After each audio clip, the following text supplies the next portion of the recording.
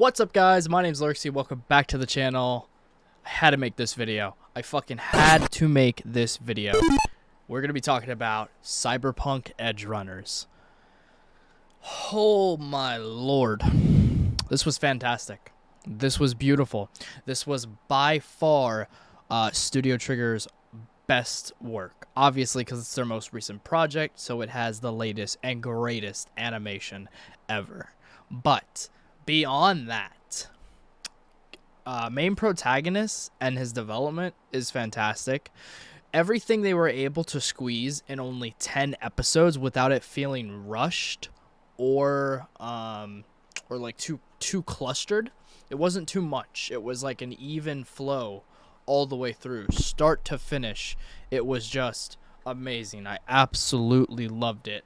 Like, all in all, I'll give my final review, I guess, or score at the end of the video. But I had to talk about this because I was not expecting this to be as good as it is. I should have, because Studio Trigger is fantastic. I love all their work. I grew up with Kill la Kill. Gurren Lagann is like my favorite mecha, and you know, I know they also worked on a Fully Cooley, which is crack. You know, it's insane. I love all their fucking work. It's amazing. But so, I'm just gonna get straight into it. So I'm trying not to go too spoilerly as much as I can. I'm not gonna talk about, you know, like too much of at least the end of it. I'll try to keep just main points of the main meat of the plot and be kind of vague as possible. I'm gonna try. So, pretty much we start off the story with David, our main protagonist, who is just a kid living his teenage years in his house with his mom. They live together. It's just them, and he goes to school. But school is just, I don't know. School ain't really for David. David's not feeling the school. And so eventually, under certain circumstances, he fucking drops school. And in the cyberpunk world, pretty much, there's like there's like cybernetics and cyberware and cyber skeletons and shit that give you some pretty decent abilities, and who like just like make you faster, give you better endurance, strength, speed, accuracy, all that shit. It's insane. And I'm pretty sure in the cyber world it's illegal to be in possession of this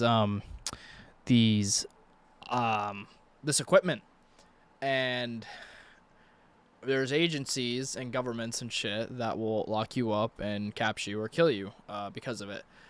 Because later on of having a cyber skeleton or the equipment surgically put into you, after so much use of it, not only does your body start failing, you know, internally, and you start bleeding a lot from your nose and shit, but you will eventually undergo something called psychosis, which is at a point of no return, and you're just absolutely fucked. You start seeing shit, and you just go insane, and it just completely takes over your entire mental well-being. You are not you anymore. It is like a virus. It's really sad. There are drugs that they take to try to minimize that as much as they can, but it will eventually get to a point where it's out of hand. So, under certain circumstances, our main character, David, drops out of school and comes home to a cyber skeleton, I think it's called, or whatever, in a bag. And so not only is getting these installed into your body illegal, but it's definitely getting a military grade one installed in your body is highly, highly illegal. And that's exactly what this is. So eventually he gets that installed, and he's living his life with that shit installed, and he's going around and he's testing it out. And he's super fast, and he's able to do a bunch of cool shit, which he'll learn eventually. Like, he can only do it so much per day, or it just makes his body suffer. And that is when we run into the best character of the entire show, Lucy. She is absolutely fantastic. She is like the lead support character. besides David. She's fucking beautiful, first of all. I love her design. I love her personality. She's funny. She's psychotic. She's sexy. She is everything. Through and through, she is just fantastic, and this journey that they go through is incredible. Like, the cyber world is so cool. I probably wouldn't want to live in it, but it's so cool, and this anime does so well showing off these beautiful shots of the cyber world at night, and showing off like they take like drugs, and it just has everything, man. It has a nice plot. It's only 10 episodes. It's got plenty of fucking fan service, let me tell you, okay? When I say there's plenty of spice, there's plenty of spice. Studio Trigger did not hold back. They went full uncensored with nudity, blood, guts, and gore, and it is just a great goddamn time. Oh my god. It's so good. But I mean, our main character David starts off, you know, kind of just he's just an innocent kid doing his own thing, and eventually when he meets Lucy, he falls into this group filled with a bunch of just absolutely fantastic characters. They're all unique in their own ways. They're great. They do not stray away from any of them or their stories. Like, everyone is paid attention to very well, and you get a feeling for all of them, and you really fall in love with them, and you fall in love with David and Lucy. Like, you care about these characters. It's a great fun time they have on their little adventures. And pretty much at this point, David has, when he joins this group, he has made the choice to become an Edgerunner, which is like a cybernetic mercenary, pretty much, otherwise known as a cyberpunk. Yeah, he's pretty much with his crew, and they're doing a bunch of jobs for money and shit, and that's how they get paid. And he's able to use his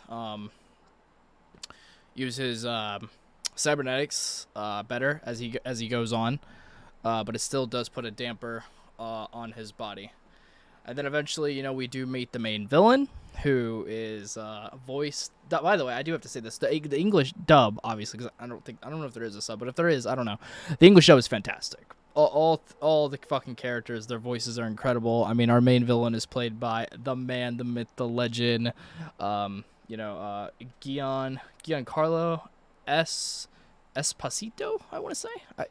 It's hard to pronounce his name. I'm sorry if I butcher that. But, you know, he plays Moff Gideon in fucking Rogue One. He plays Gus Gustavo in Breaking Bad. And he plays Stan Edgar in The Boys. So he's incredible. And he does so well in this anime. I didn't even think he would ever voice an anime, but it's really cool that he did. But through these characters are incredible. The little girl, I think, not little girl, I don't know how old she is. People would definitely call her like the lolly of the group, but she's so good. She's so fucking funny. And there's in some shots, I guess, where she does look lolly, but there's a lot of shots where she really doesn't. So I don't know. It's difficult. I think Studio Trigger did say she's a lolly, but whatever. She's so fucking funny. She is just the light of the whole group, because under circumstances, this group does kind of slowly start falling apart. Our boy David does start getting a lot more mature, and just learning that he is at a point where he knows what his future is bound to be. And until that happens, he is just ready to put his life on the line for his crew. And that's all that matters to him. And it's so nice seeing him develop into that kind of person, that he's just willing to do whatever for the people that he loves. And he truly is, and it's insane. But yeah, it's just beautiful, man. These shots of the city, these shots of them on the space drugs, incredible. This anime delivers a good plot. It's not rushed. Fantastic characters, great protagonist development. Probably one of the best lead supporting characters I've ever seen in my life. So much action, blood, guts, gore, fan service, nudity. The animation is fucking god tier from Studio Trigger, and the OST is on a whole nother level. The music, man, the music is on my playlist as we speak. It is so good. I really do hope, and the ending, by the way, is fantastic as well. The ending, like, I do think, I think based on this series, the whole crew, probably this whole storyline is probably just going to be it. Like, this was just a 1-season series for this. But I feel like they could just explore so much more with the cyber world and bring so many new characters to the screen and portray them and tell their own stories, which I think would be really cool. So I would definitely love to see them do something more with it. But all in all, dude, Cyberpunk Edgerunners, absolutely incredible. I loved it so much. The boys and I binged it in one sitting, and I give it a fat 9 out of 10. It was amazing. Like I said, music, animation, the blood, the guts, the gore, the nudity, the fan service, the action, the dub was incredible.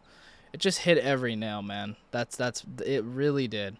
Like, there's some really sad parts. There's a good mix of romance, but it's not, it's not like the main meat. It's not in your face 24/7.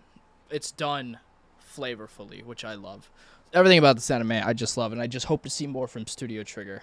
Like, that's all I have to say. I'm sorry I'm not looking at the camera. I apologize. Yeah. You guys, if you haven't watched it, you need to go watch it. It's absolutely incredible. I don't know what more to say about it. I could probably watch it again and again, to be honest. That's how beautiful it is. So Studio Trigger, keep doing what you're doing. Keep it up with the animation.